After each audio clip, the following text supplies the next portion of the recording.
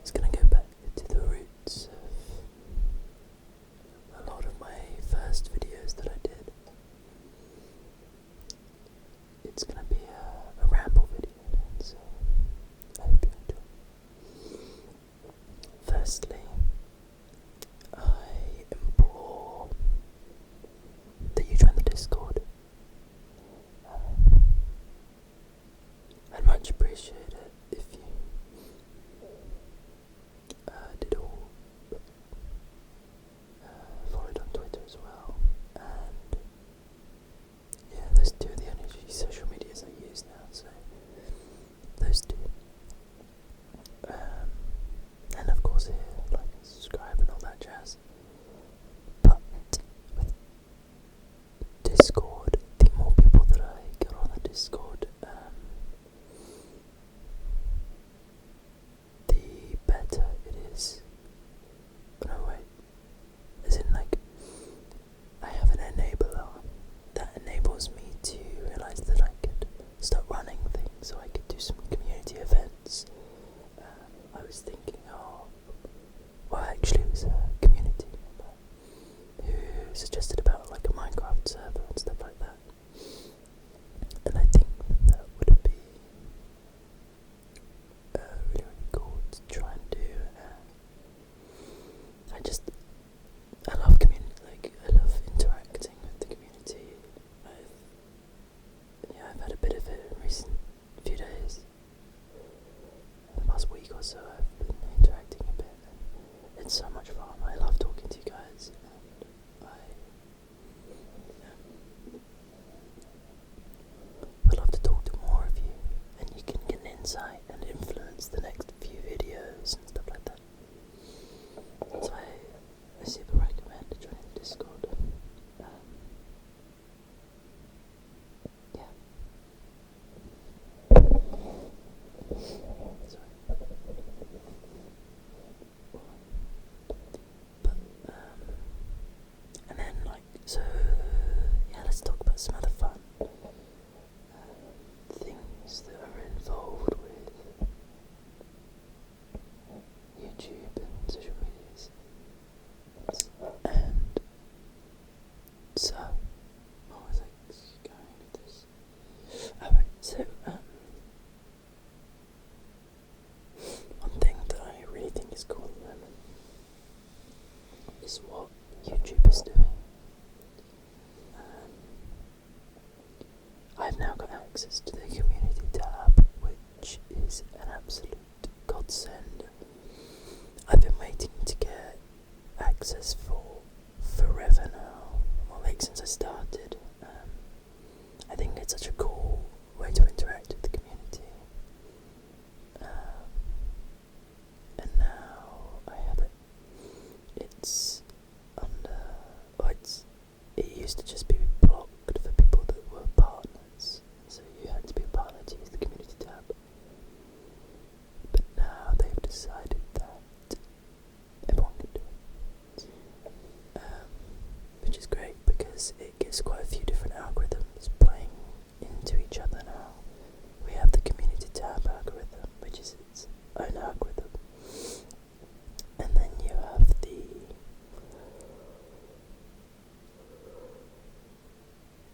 so now I don't yawn at all day until I start recording.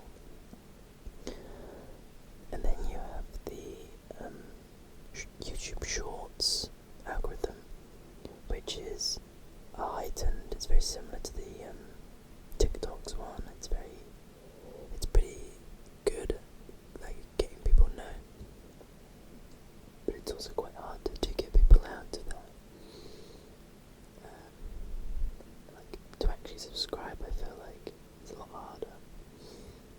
But that then works with your longer form content and your live streaming content. So, and now that it's all been separated into different tabs as well, it means that you can use one account to have a YouTube Shorts,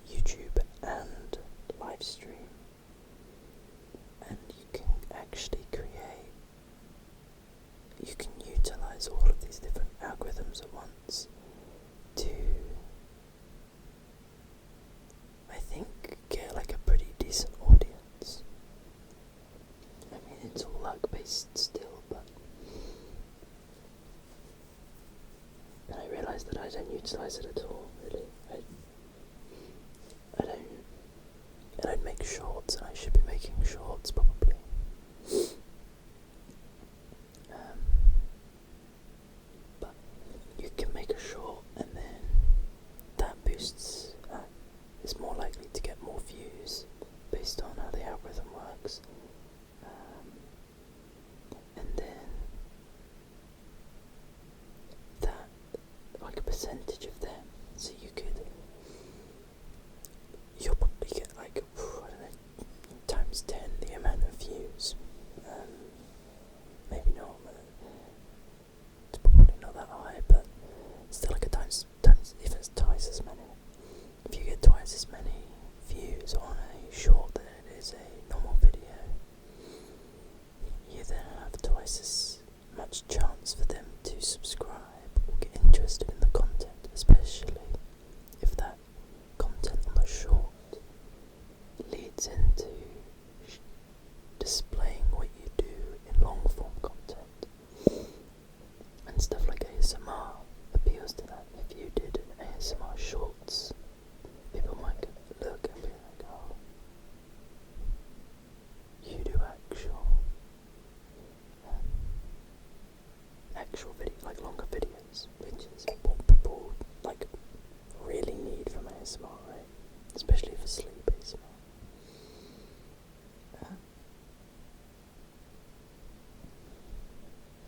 And then I mean, at the moment the live streaming algorithm is pretty poor. It's not organised that well. And on mobile, and to be fair everywhere, it's very clunky because it's 4 different social medias put into one. You've got Twitter, you've got with YouTube or community tab, you've got TikTok with shorts, you've got Twitch with live streaming, and you've got normal YouTube. So you have 4, and these, I don't know where I'm going with this, but they like, it's pretty, so it can get pretty cluttered and very, and it is at the moment, but they've implemented it all, and I think that's a good start to them now finding ways on organising it better, and they've started that already with the different tabs for shorts and live streaming. I think the biggest thing now is to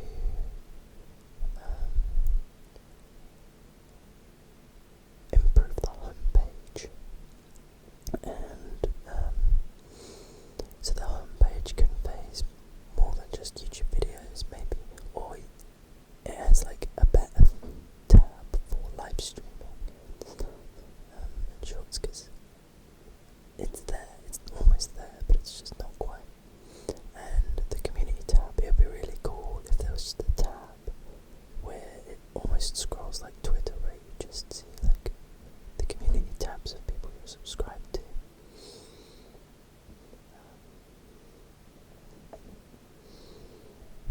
I think that would be really cool, and I would use that a lot if other people used it a lot. But yeah, I love talking about that, so I wanted to get that out of the way, and just talk about it. I'd love to hear what you think about that kind of thing, but especially at the moment I'm super fascinated with the algorithm and what all social medias are doing at the moment, mainly because I don't think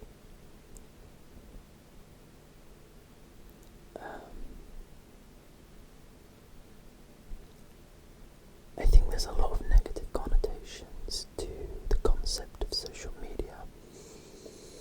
It's a lot of social media is bad, and I don't think that's true by any means. It's all about balance and moderation,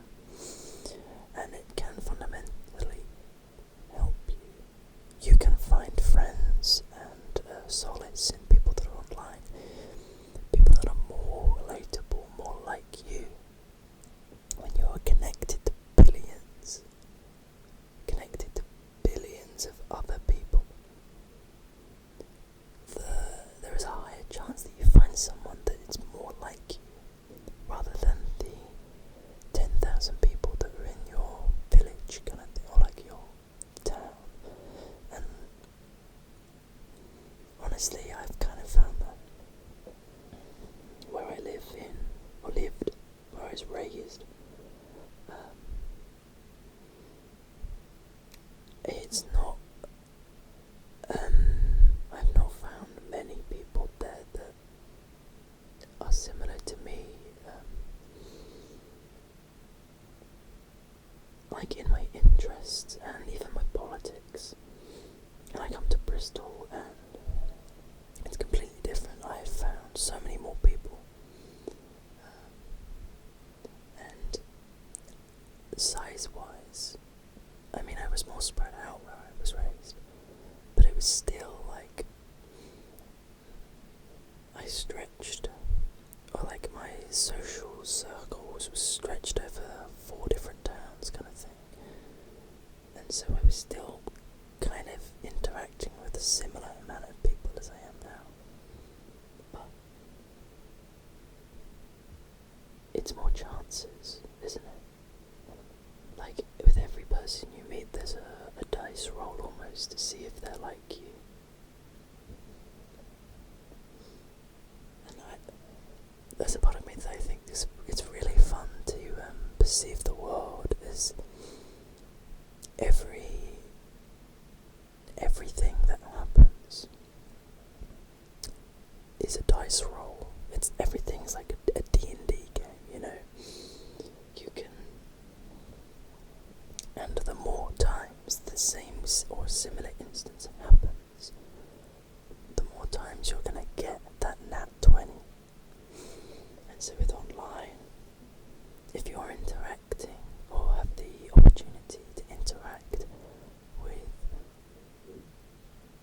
hundreds of thousands of people, millions of people, billions of people, you can actually start to fine tune it, and you almost get like weighted dice kind of thing, because if you know the kind of things you're into, you then lean more towards finding the communities that focus on those interests, and then you roll the dice and you find friends that are connected, or like are similar to you. That's a really weird and probably very bad analogy, but I've started to perceive the world as dice rolls and probabilities and stuff. I think what is something that's really stuck with me my entire life, well, not my entire life, but definitely very recently, is the concept that because the universe is so infinitely big, it means that everything is both everything has the probability, or the infinite probability of happening, but also because it's infinite, it has an infinite probability. Oh no, wait, an infinite probability of it not happening, and because it's infinite, there's also the infinite probability of it happening. Like, for instance, the chances of me meeting someone means that their parents had to have met, their parents had to have met, their parents had to have met, their parents had to have met, to the point where it's, and then you go far back, and this percentage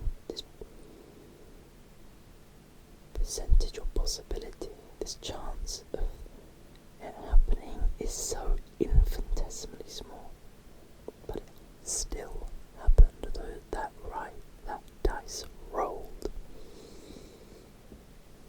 It's like having a D100 kind of thing. It's like having a D infinite, and you still got the right number every time. And I think it's like a chaotic excitement of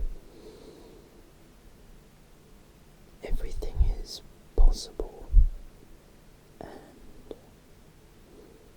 it sort of leads into the concept of like destiny and stuff like that. Is stuff meant to be? There's a lot of things that we perceive as huge coincidences, but are they really coincidences, or is it like something that innately causes these things to line up?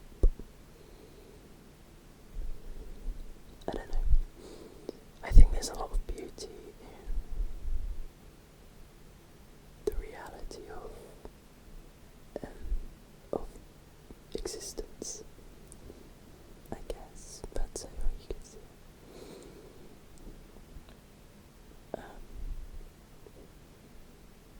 And I don't know where I'm going, but I think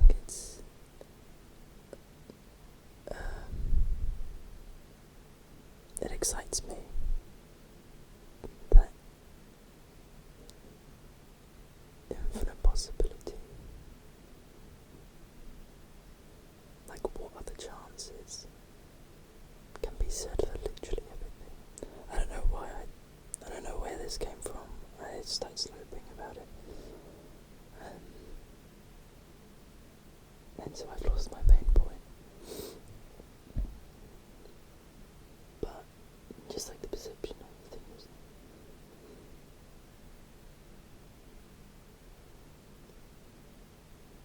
I guess back to social media. And I think that if you take that into account, you can benefit from social media just as much as you can not benefit from social media. And I think it's up to the person to find their, I was about to say niche, but I don't think it's niche, their part where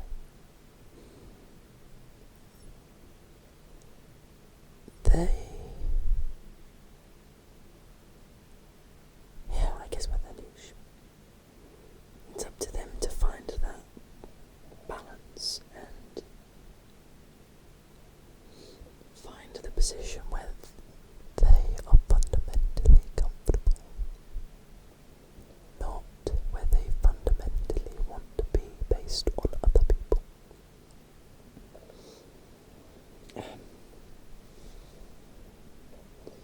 It's one of the reasons why I don't really use Instagram, Facebook or TikTok.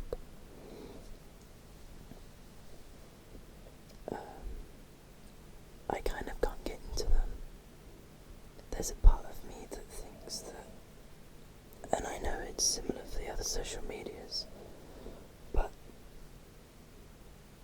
and also they're not wholly bad, or this is just my personal preference, that I have found my comfort in the social medias that I do use, like Discord, Snapchat, YouTube, and Twitter, and Twitch, I guess.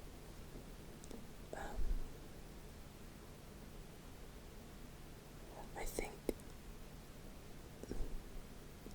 in my perception, those social medias show more of or allow for more of a real person to be portrayed. Like, you can, it's not, I mean, no one's like completely themselves, even when they're alone, they're sometimes not themselves. They put a mask to themselves, but to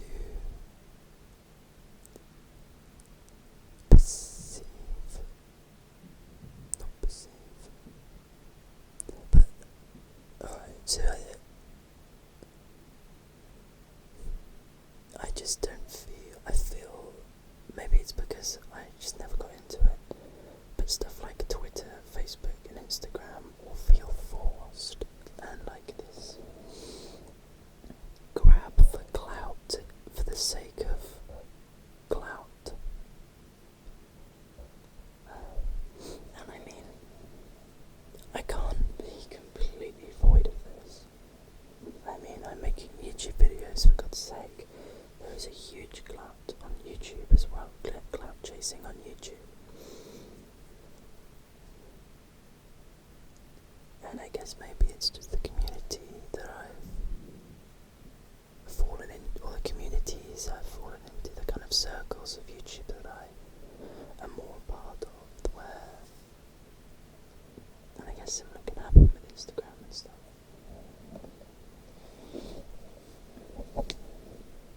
But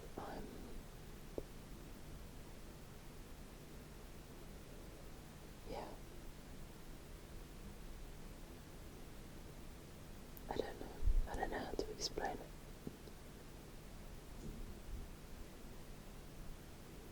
But it might, yeah, I don't know. It feels like a level of force.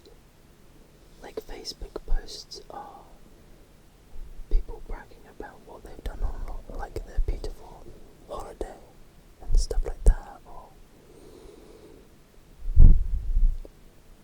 like mums might post about the achievements of their children or something like that, and it's good to tell people that, but it doesn't feel like you're trying to grab that attention for some kind of justification. There is no benefit to the people watching, really. And with similar with Instagram, it feels like, oh, there's this, like, you're posting about the lovely meal you had, or it's this, there's a stagedness. There's like a level of staged to Instagram posts of they have to be this like level of beauty, and it doesn't feel real. And there are places where that isn't, and it can be very good. Both of them can be. It's just the perspective that I've developed. And I don't want this to sound like I'm hating on people that do use it. You can, if that is where you feel the most comfortable, then go ahead. I'd like to think that the stuff that I post on these things is somewhat funny or positive, like the intentions.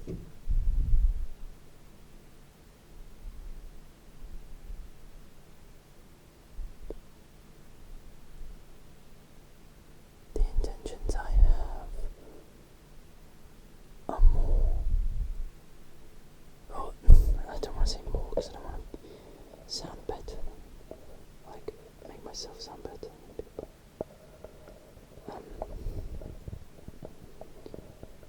I try and make I post give something to the person consuming that post. So I upload ASMR videos to help you relax.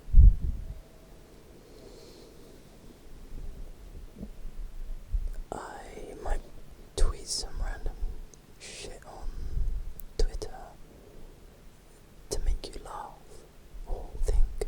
I don't know, it depends what I put. Or to inform you about something that I'm interested in, like a video game, like Assassin's Creed or something like that.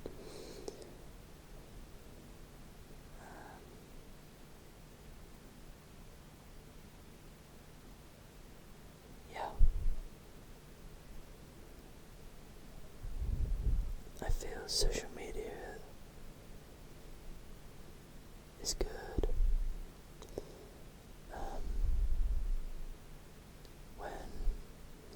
Especially when the people post for the person consuming.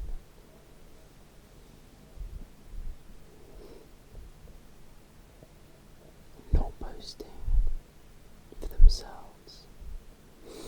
And that's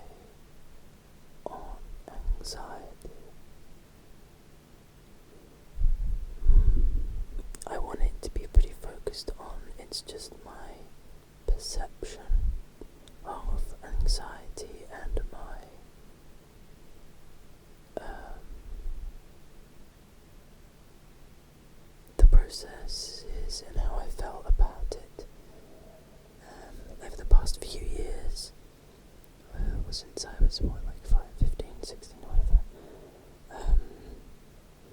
because it's been on my mind for a long time, and I think